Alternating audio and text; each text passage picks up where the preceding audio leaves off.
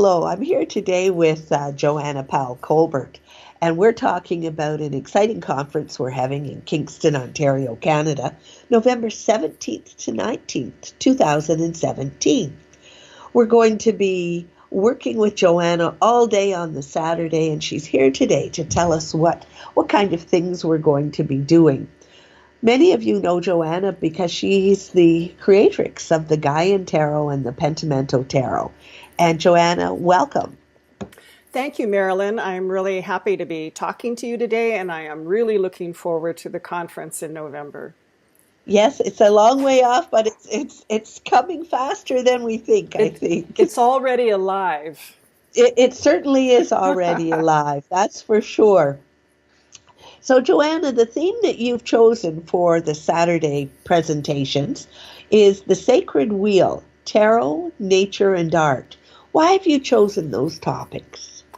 Well, I chose those topics because tarot, nature, and art are my absolute favorite subjects of all time. And everything that I do when I guide and I teach and I mentor, I'm always dancing around those three topics. And sometimes one of them is in the foreground and the other two are in the background, but they are always there in everything that I do. And for the Sacred Wheel, that's something that I've been working with since the 80s, and it kind of continues to astound me that there's always something new to learn about it. And so I'm really excited about sharing some of the things that I've known for a long time and some of the things that are kind of new to me. And in recent years, I've been using the wheel as a model for the stages of life and also as a map of the human psyche. So we're going to be talking about those things as well as some others. Those sound wonderful, wonderful. As life goes on, you do get to understand that wheel and how things turn. And I've even managed to find comfort in wintertime here in Canada. Absolutely. Yeah. Yes. So what kind of things will we actually be doing? I have more material, I think, than I can even fit into one 8-hour day. So it's going to be a bit of a challenge for me as I'm getting down to the details of planning the workshop of what to keep in and what to leave out. But I kind of envision it as a series of layers. So in the morning, we might work with elemental associations and directional associations with the suits of the tarot and do a number of tarot exercises. And I also want to be doing some things that will unlock our intuition, open our hearts, and even get us into our bodies. So we'll be doing some body somatic type things. And then we're going to end the day by having fun making art. And nobody's supposed to worry about this. You don't need any artistic experience. It's just going to be fun and a way to put everything you've learned into a little talisman that you can take home. So we'll have something very special that we've created ourselves to take home with us. Definitely. That sounds fun. I know we're collecting bits and pieces and things for these special necklaces, and we'll talk about those on another day. But something very concrete. Of course, you being a Capricorn and me being a Virgo, we're going to have something very material that we can touch. I'm actually a triple earth sign with Capricorn, Taurus, Taurus, so I'm very grounded. I can see that. I can see that. So, Joanna, in my mind, you're one of the first people who created a nature-based tarot deck. That tying together of nature and intuition through tarot cards is what so many of us love about the Gaian Tarot. How does your connection to nature connect you to your intuition and to your heart? Well, I have a profound belief that nature is our teacher and our healer. And I really do believe that if everyone connected more with the natural world in whatever way that they can, that it would go a long way to promoting their own whole self, whole with a capital W, HOLE, and to promote healing and to open intuition and to open our hearts. And I think that that's something that we all know inherently and intuitively as children. And then as we grow up, we tend to get really busy and we forget all those connections we made with nature when we were small. So a big part of my entire adult kind of learning curve on my spiritual path has been about how to come into relationship with nature again on a really deep level. And that's kind of the underlying motivation I had when I created the Gaian Tarot, is that I really wanted to encourage people in the end to kind of put down the cards and just go outside and connect deeply with nature herself. Yes, it's amazing what nature can tell us if we just be quiet for a bit. Mm-hmm. So each tarot suit represents an element, and your workshop will certainly help us see how the elements in nature guide us. Mm-hmm. How important is it to remember the element of a card when we're doing a reading? And do the elements connect us to what is sacred?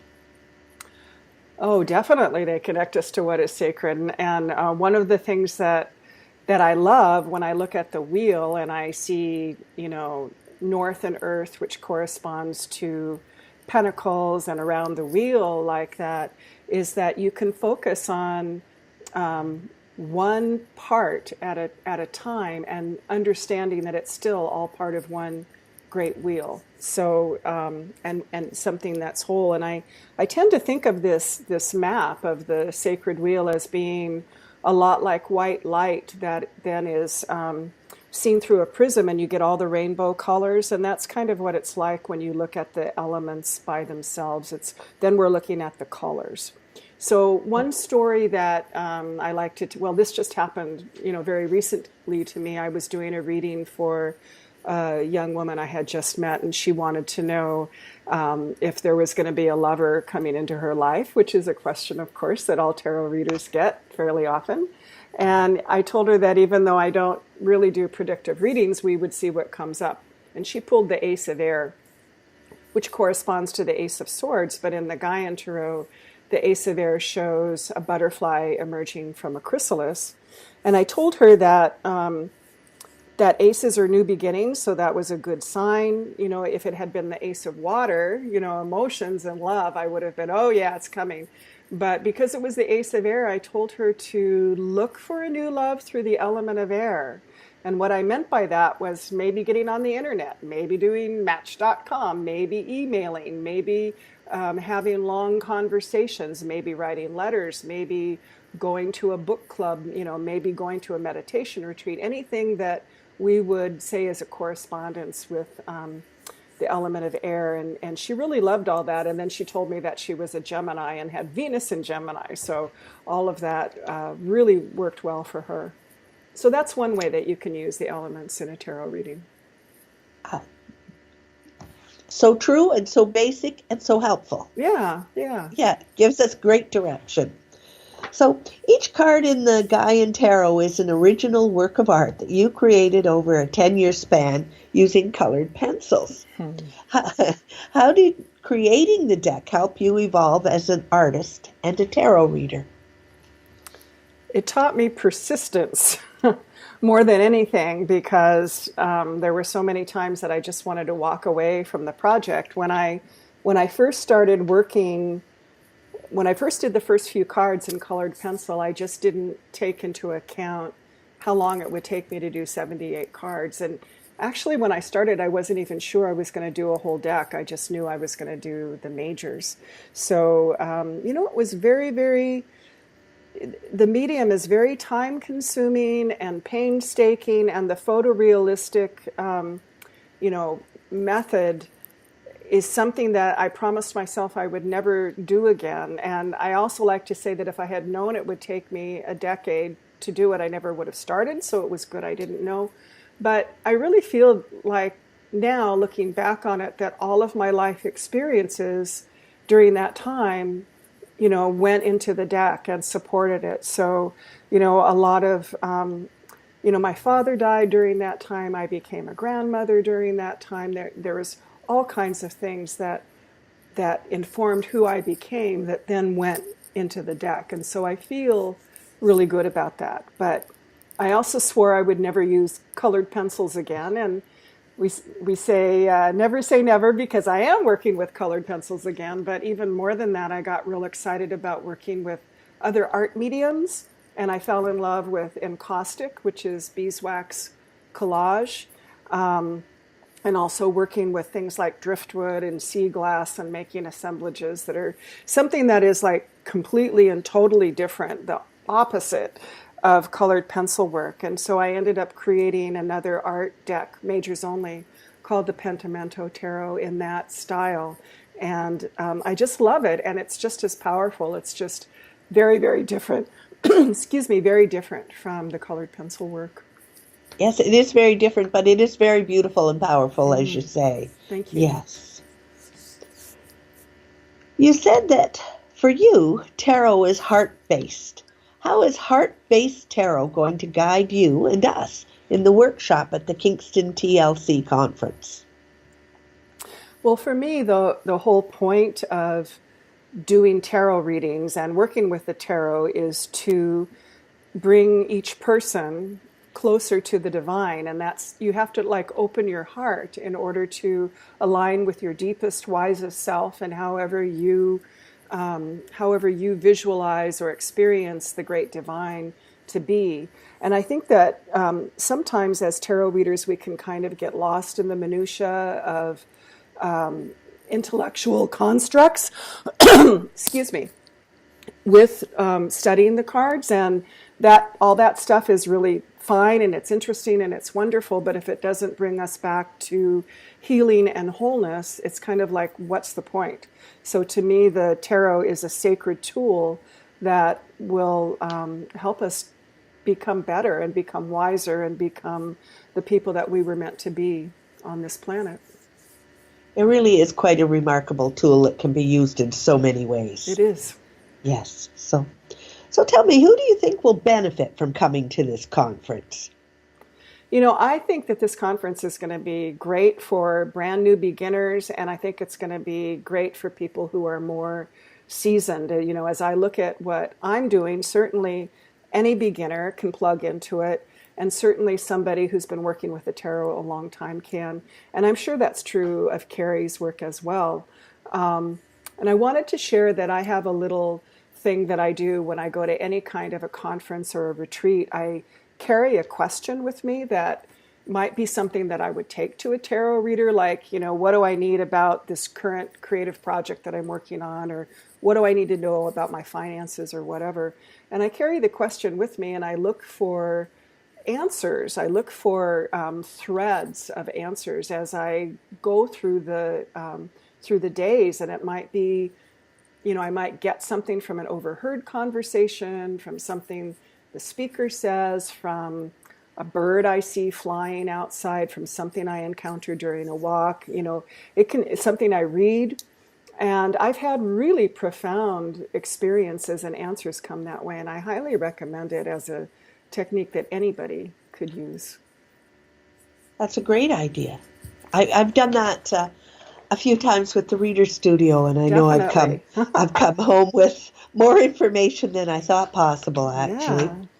So tell me, why are you coming all the way across, well, 2 countries, the Great Lakes, no ocean this time, but darn close. Mm-hmm. You're coming a long way to come to this conference.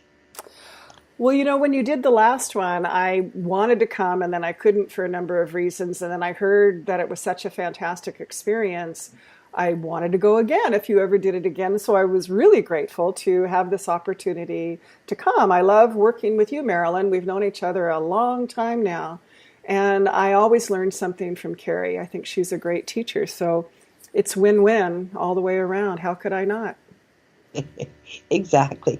It should be, it will be, I know, a really intimate type conference, because we allow time for people to chat and spend time together, or if they want to go swimming in the saltwater pool and in the hotel, or bring your suit or whatever. Okay.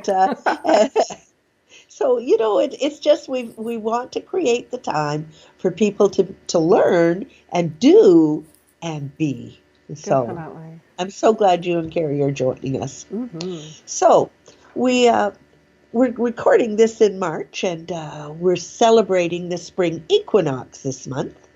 What card in the Gaian Tarot feels like it best reflects this spring equinox to you? Mm-hmm.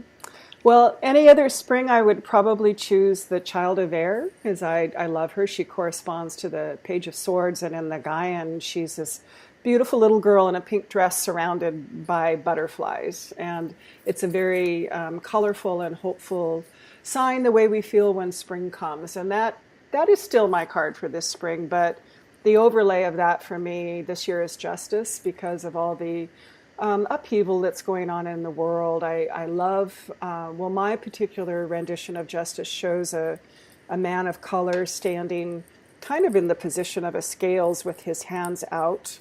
And in one hand he has a feather, and in one hand he has a flame. And that imagery comes from the Egyptian goddess of justice, Mot, who weighs our hearts against a feather. And I think that this equinox, as we're meditating and contemplating on the idea of balance and the polarity of dark and light, equal night, equal day at equinox, we can think about holding that tension of opposites, and how we can stand for justice in whatever way works best for us. Thank you. A very timely card for this year.